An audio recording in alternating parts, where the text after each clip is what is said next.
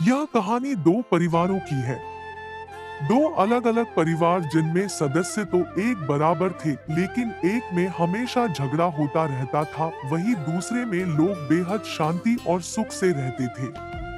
यह दोनों परिवार एक दूसरे के पड़ोसी भी थे। झगड़ालू परिवार की पत्नी हमेशा इस बात से अचंभित रहती थी कि जहां उनके घर में हर दिन कोई ना कोई झगड़ा हो जाता है, और दूसरी तरफ उनका पड़ोसी परिवार है जो कभी नहीं झगड़ते। एक दिन उसने अपने पति को पड़ोसियों पर नजर रखने के लिए कहा और यह पता करने के लिए कहा कि जरा देखो तो इनके इतने शांत और मिलजुल कर रहने का राज क्या है। पत्नी के कहे अनुसार पति अपने पड़ोसियों के घर के पीछे छुप गया और खिड़की से उन पर नजर रखने लगा।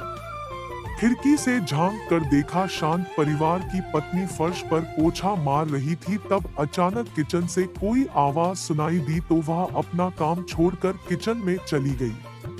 उसी दौरान उसका पति उसी जगह पर आया जहां वो पोछा मार रही थी और बाल्टी से पैर टकराने से गिर गया।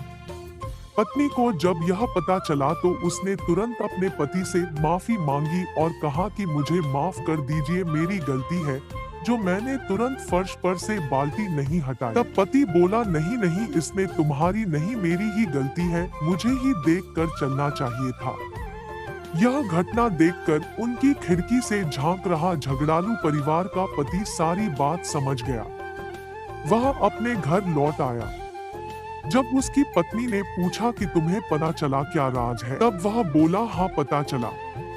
हमारे और उनके परिवार में सिर्फ इतनी सी बात का फर्क है, जहां हम लोग हर छोटी मोटी गलती के लिए एक दूसरे को जिम्मेदार ठहराते हैं और झगड़ते हैं।